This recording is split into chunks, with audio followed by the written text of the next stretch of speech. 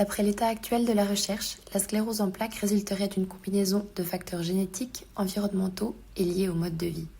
Mais quel rôle joue précisément l'alimentation dans l'apparition de cette maladie? Notre recherche vise à clarifier l'influence de l'alimentation dans cette interaction complexe en identifiant les aliments ou habitudes alimentaires qui pourraient être associés à l'apparition de la CEP.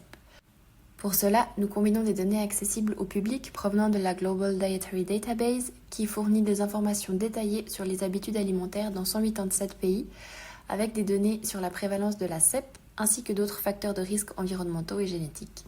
Cela nous permet de prendre en compte des éléments tels que l'exposition au soleil, la pollution de l'air, la répartition par âge dans la société, la prévalence d'autres facteurs de santé comme l'obésité, ainsi que les différences dans les taux de diagnostic liés aux inégalités d'accès aux soins entre les pays.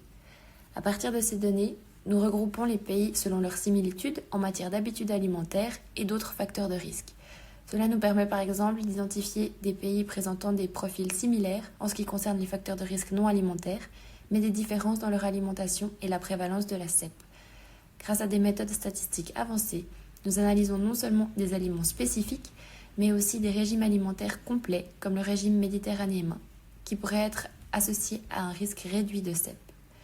Notre projet établit ainsi une base pour des recherches plus ciblées sur les facteurs de risque alimentaires liés à la CEP, afin que les personnes atteintes de cette maladie et celles présentant un risque accru puissent bénéficier des recommandations nutritionnelles fondées sur des preuves scientifiques.